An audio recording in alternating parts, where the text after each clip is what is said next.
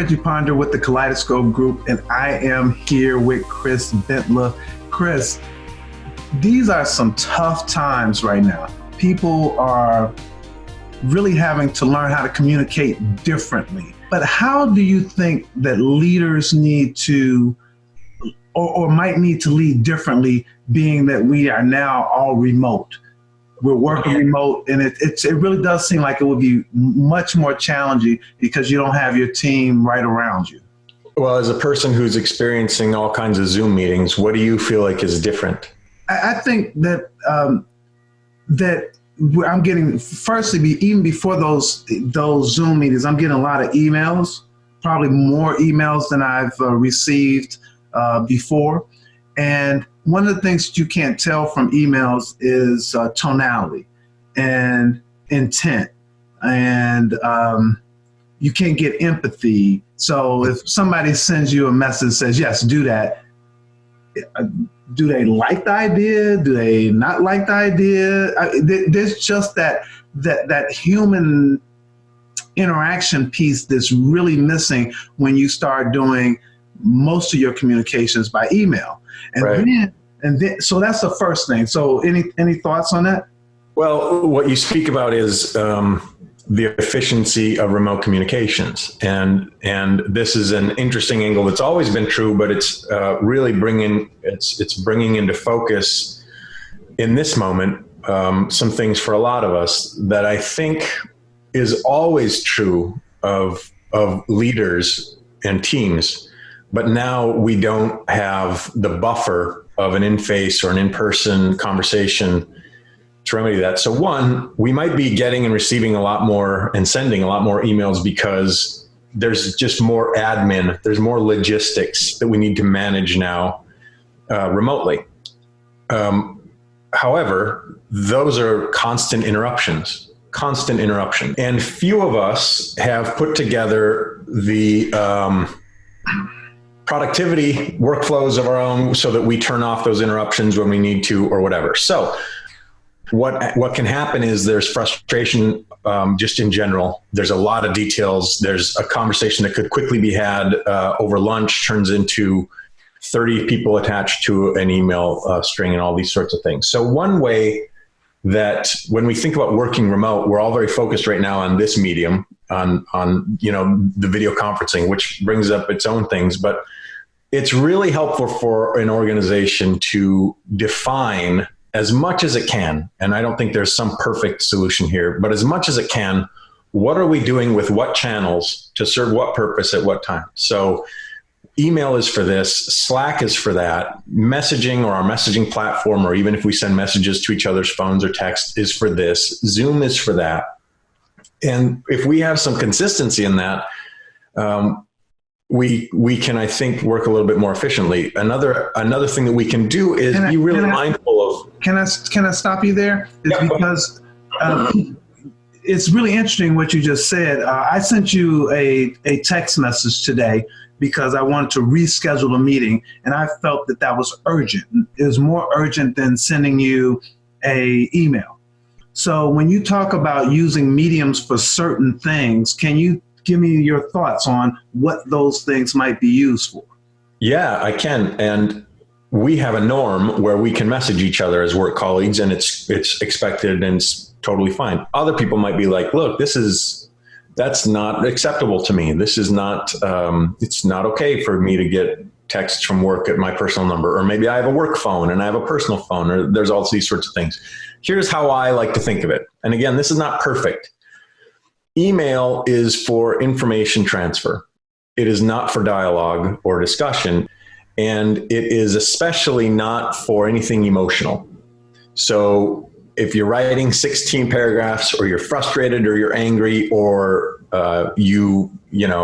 this rubbed you the wrong way, email is a horrible medium for that because, as you said, there's no tone of voice, there's no body language, if I don't follow something up with an exclamation point or a smiley face, my very simple statement gets read as something I would never intend.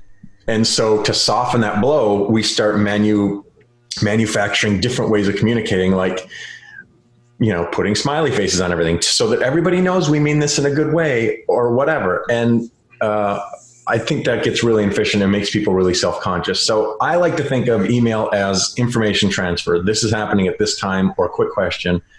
And we also have to be really mindful of who else is on the email, and is there a good reason for them to be on the email. And why do you say that? Because we've talked about this before, but I actually want you to speak to why you said we have to be careful about who's on the email. Because if we go back to the earlier point about interruption, imagine the physical equivalent of me having a conversation with Reggie, but let me grab these 4 people out of their meeting or out of their moment or out of their cubicle or out of their focal point. Let me quick grab those people just in case they want over here, or just in case I think they might be curious about. So a lot of times we send an email and we'll CC a whole bunch of people without a clear understanding of why that's valuable to those people. It might only be valuable to me. So, but why is it, if I don't make that clear, then it just leaves everybody scratching their heads. I don't know, Reggie, how many times this has happened to you, but when I get on an email thread that's got 40 people on it and they get really engaged in a conversation and I haven't even looked at the first one, I'm not going to catch up 13 chapters into this book. Right. Whereas if in the beginning there are some norms set out that said, so look, team, this is how we're going to communicate about this together. Everybody look for this email. If it's decided that this is what we're going to do, then that's a different thing. The same is true for Slack, which is, or any other messaging platform that can be interruptive to the day. There have to be some guidelines and some appreciation and some boundaries around when I'm not going to be checking on Slack because I want to do some deep focus work. Or what Slack is for. Slack is like a messaging app, really great for, unlike email, real-time conversation. Hey, did you see this? I did see that. What about if we did this? Oh, good idea. Let's check in and see if this person thinks about it. And you bring somebody in and you can very quickly have a short dialogue like you would in a text message, and you can get some things done. On the other hand, it can become just a barrage of pings and messages and to-dos and questions, and nobody can get any work done because all anybody is doing is focusing on the other thing that somebody else is interrupting them to do work around. So leadership in this time involves those things. It involves setting up some norms, setting up some criteria, setting up some expectations, and doing so in a way where the team is willing to say, okay, so you can say, so team, see how this email thread totally went off the rails? Here's why we're going to stop doing that. And instead we're going to do this. What do you guys think about that idea? Oh, I think that's a good idea. Could we do this? And you get some, you get some innovation in there, you get some collective thought, and together you say, okay, this is what we're going to do. And then you hold each other a little bit accountable, like, hey, cool, but remember, we're not going to use email for this. Can you bring this into Slack? Or look, it seems like we've all got a lot of really interesting ideas about this. Seems like maybe there's some energy around this. I suggest we get into a video conference, a Zoom or whatever. And now we can see each other's body language and tone of voice, and we get the benefit of the quick interruption, or like you just did with me. Imagine us trying to have this conversation in an email or even a Slack conversation. It wouldn't work. So this is when real-time collaboration benefits from the video conference. But guess what I'm not doing is anything else.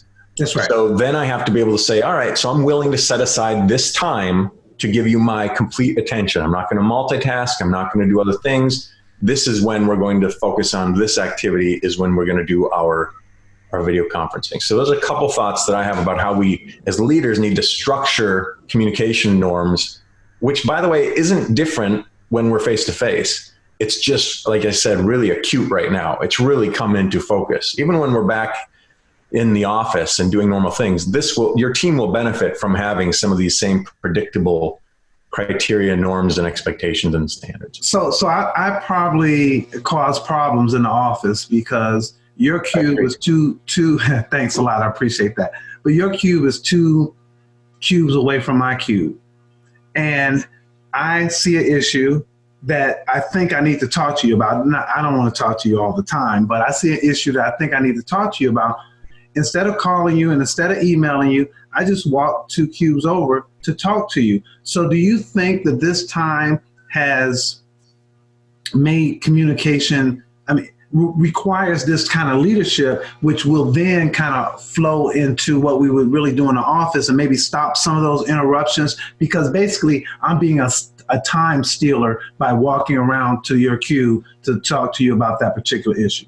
It's true. And it's on me to say, Reggie, I love having these conversations with you, but it's really tough for me to get interrupted, even, a couple times a day, because I'm trying to focus on this project. I wonder if you and I could talk about this over lunch or set some time apart. So there don't need to be great big organizational rules for two people to be able to communicate, realistically about what's going on. But yeah, one of the things that we've talked about on our team together, Reggie, with others, is let's try not to say in a text message, hey, do you have 5 minutes? Because I might not have 5 minutes. But if this is really important for you to move ahead with what you're working on, maybe I can manufacture those 5 minutes. And so instead we'll say, hey, can I have 5 minutes regarding this? Or do you have time this afternoon? When your schedule changed this morning, you gave me options. All of these things are really great ways to manage remote work, to say, because these things still pop up, right? We don't have the luxury of waiting for you to read the email or whatever, but it's great when we can give somebody the advantage of understanding context. This is why it's important right now. I really need 5 minutes right now. And it really will be just 5 minutes. It won't turn into 20 minutes. That's another thing that happens a lot. Or this isn't urgent, but it is important. When could I get on your radar? Here's 4 times available for me today, or can I look at your calendar or whatever? So I like a couple of things that you're saying. So I want to kind of see if I got it. One is that since we have all these different types of ways to communicate, be it email, be it Slack, be it messaging, be it text messaging, that we need to set some kind of parameters around how those will be used. Not that it can't be broken, it's not hard and fast, but if we set those parameters, then we help set the kind of expectation for the person who's receiving all of that stuff. Is that correct? Yes, that is correct. And it's predicated, by the way, Reggie, on a team culture that says feedback is not criticism. And so if, Reggie, we've decided as a team to do this, and 2 days later you're sending me the thing that says, hey, can I have 5 minutes? It should be the team expectation for me to say, can you tell me regarding what, Reggie? Because that's what we agreed on. And there is no insinuation in that means whatever you have in mind isn't important. I have other more important things going on. That happens a lot in team communications, where there's an undercurrent of I think, distrust. And when a team is operating with a healthy culture, you can stop and hold each other accountable. You can even have a full-on disagreement or debate or escalated emotions in something, but you come back to a place of, but we know we want the same things together. We're just figuring this out. And nobody is villainized. Nobody feels like the enemy. Nobody feels ostracized or like they can't communicate or things like that. So all of that, what you said is true, predicated on that we've got a good culture that says we're going to hold each other accountable. And here's what accountability looks like. Okay, everybody? Yep, we're all in. And then when it comes time to deliver that accountability on any end, it's okay. That message is received, and it's not, the reason why I didn't do that, there's not a lot of like justification or explanation or defensive. It's just, look, this is what we said we were going to try to do, right, team? So let's do our best to do that. And here's a moment where it didn't happen. What can we do? And maybe there's a process thing. Maybe you need to relook at some of the things you agree on because you're realizing in real time it doesn't work. But you got to be able to have those open lines of communication that say, we're going to figure this out together. So I love that. The other thing that I was getting from you is that we also need to figure out that there might be some things that might change, even though leaders might set this, these are what we're going to use these platforms for, that when you get to the nitty gritty of work, there might be some things that might need to change per individual. So because you and I have to write the article together, is that maybe we're using a shared document in real time, unlike anybody else. Yes? Yeah. And so imagine in real time, maybe we would order pizza and we'd all lock ourselves in a room until 9 o'clock and in a conference room until this thing got done. and we wouldn't even be benefiting from real time. We wouldn't be having these deep dialogues for 10 minutes or for 90 minutes, we would just be in the room to bounce ideas off each other, to do, to have that collective energy. Well, now we got to figure out ways to do that without being in the same room. And so what does that look like? It could mean sort of a private domain of here's the Google Doc. Let's all, chip this away. Once we get it to a good place, we'll bring it to the larger team. Maybe that's 2 people. Maybe that's 3 people. Maybe that's 13 people. It could mean, look, could everybody just get on Zoom for the next 90 minutes uninterrupted? We need to work this out together. And you could find yourself with a lot of quiet space, but you're all thinking it through and you're figuring out, and you're trying to do the same thing you would all do if you were physically in the same space. Wow, that's interesting, Chris, because the quiet space thing, I never really considered that, is that we would have quiet space time if we were together, because we might all be thinking and we might hum or whatever. But for some reason, the video seems to require me to say something to you, like not to sit here and do this. So I'm really glad that you brought up this concept of quiet space, that quiet space or dead air, so to speak, is not a bad thing if we're doing these type of conferences. No, and it also reflects the realities of how different people like to communicate or internalize. So if we go back to the email thread, maybe I'm a person who really needs to sort of get the lay of the land and get my bearings and see what other people have to say, and then read each of the links and not respond or react very quickly, but internalize. Maybe I need some time to digest these things before I have an opinion or a perspective that's valuable to the team.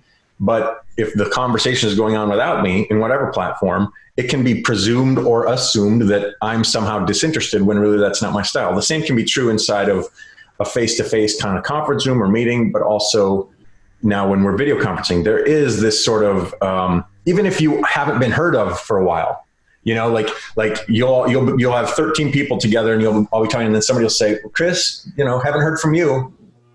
And sometimes that's awesome, because it helps me to feel like this is a place where my perspective is valuable. But other times, and this is where, you have to just sort of understand your team and the people in your team. Other times puts me in a moment of discomfort, and not productive discomfort, but unproductive discomfort. Because almost like you're being put on the spot. Yeah, I'm on the spot, or look, I'm just listening. What I do best is listen, and then I promise I'll come back with some thoughts in an hour or a day. But right now I'm just listening, and others on the team have an energy where they're really dynamic and they want to talk and react and respond in real time and have big plans. And I'm a person and video conferencing doesn't comfortably create natural, organic opportunities for that. There is a tension and a pressure to feel like you gotta perform, you gotta be there, you gotta speak up. And just like in the real world, we have to know that some of the most valuable people on the team are people who are going to be thoughtful, quiet, might come back at you with some really great ideas in 2 days. How do we do inclusion in this type of environment? Well, I think it starts with communicating with your team. And so if there are practical technological issues that are keeping people from being able to participate as they would like to, we need to overcome those. Right. So if that means training time, learning time, whatever. If there are communication discomforts or in any way an inequity, I think we need to understand those by talking to each other. So look, this is not my best thing. I'm not great on these Zoom conversations, everybody. Okay, cool. Or, okay, but we really need you. So what can we do together? And it becomes a dialogue. So as a leader, my job isn't to tell you what the rules are. It's to tell you, we want to make this something that works for everybody. Help us know what works best for you. I love this, Chris. I really do. Is that basically what you just said to me is that everybody has a responsibility. The leader has the responsibility to try to be inclusive and understand what makes a good team. But the rest of the members of the team also have a responsibility to say how they perform best to make that good team. And they'll only be able to answer that question if they're asked. And again, there has to be a culture of trust on the team so that we want the same things. I don't feel like it's going to be somehow used against me, or I'll be penalized, or, I might not be comfortable turning my camera on. And there could be all kinds of reasons for that are none of your business. Maybe this is where we're seeing a lot of things around internet access, around poverty, around living conditions. These are real things. And I don't normally have to bring that stuff to work with me. And suddenly maybe I do, because everybody turn on your camera. We're having happy hour Thursday. Well, look, or everybody turn on your camera. We're having happy hour Thursday. And I'm not a person who thinks happy hour is a thing that I should be spending my time doing. Like, there are all these dynamics that in the physical workplace have a different and a different situational experience. And I have my own experience in how to manage it or handle it that suddenly I don't have that luxury of doing. And so a team will have communicated to say, look, would social hours be cool? Do we all want to have our faces on or not? Why is that important, and why isn't it? Because there's a ton of benefit, as you and I have said, to being able to see each other. And so where you can talk through these things, you can come to decisions together. Now, sometimes a leader needs to make decisions, and it isn't, okay, everyone, you said this and the vote is this, and would it be okay if we did this? That also isn't effective leadership. The leader needs to take all the things that one can take into consideration and say, so here's what we're going to do. It's great if there are some outlets for those who can't or won't or prefer not to. For those of you who don't want to do that, we've got the chat window open. And what we're going to do is set aside 5 minutes every 15 minutes to stop and read the chats, and we'll address those. And you learn over time what's working and what doesn't work, and what's efficient, what's inefficient. And no thing that you say today needs to be the rule tomorrow, because you need to learn and iterate over time. But again, you're always communicating. You stop at the end of the first week or the first quarter, whatever, however we're doing here, and you say, how'd that go? What should we do different, team? I like that. I like that a lot. I also like I want to go back to something else you said, because I really like that, is that there might be some reasons why people don't come on camera. And they could be personal ones. For instance, I have an office in my house. So I have a place to go and have these kind of calls. But I do know that everybody doesn't have that. Some people are trying to do it in their bedroom. And do they want the camera to show their bedroom? No, but they're doing the best that they can with the situation that they have. And I don't know if I didn't think about that. It was probably in the back of my head, but I really didn't think about that there might be some other reasons other than the fact that I didn't shave my head today to look wonderful for you, Chris, on this video. Yeah, and we need to be thoughtful about that. And that's where some of the technological stuff. So, on Zoom, for instance, we all probably have seen now that we can put a background up. And maybe we have some training around, okay, would it help if we all used a background? Team, every meeting, bring your funnest background. And so you don't need to turn it into let's single this person or this situation out, but you can change the dynamics to say it's important for us to see each other's faces, and we all want to come up with the most creative background. Let's do a quick 15-minute training on how to upload a background or whatever. So now everybody has the same skill set, and now you've dissolved or diffused what could be a potentially uncomfortable situation. Really like that. In a way that still lets everybody win. That's one way where you could manage these things. Leaders should be always working on a culture of trust, because everything else that happens after is predicated on that. That starts with good communication. And leaders should adapt and iterate and evolve with real-time feedback and experience with their team. So that means starting from a place of, do we all have the same skill sets so that we all know what we need to do? If we're using Slack, does everybody understand how to do that? Or if we're using Zoom or whatever. And this is when we'll receive or deliver feedback on these things. This is when I'm going to ask for it so that it's most valuable. And this is what we're going to do at this time and not at this time, in a way that everybody can work most efficiently and be their most productive. Hey, Chris, as usual, it's always great talking to you. I'm talking to you right now. How can people touch base with you or the Kaleidoscope Group? Yeah, the conversation continues at kgdiversity.com. There's a big Get Started button there. If you're struggling with how to build an inclusive team, how to manage your team virtually, how to how to connect with difference around your team and among your team, any number of our experts would love to have a conversation with you. Just hit the Get Started button and you can kind of take it from there. There's a lot of other resources that are there and that we're working on in real time to help teams and organizations and businesses and people and leaders get through this unique time, but also all unique times of being on a team or leading a team and being part of a diverse team. So kgdiversity.com.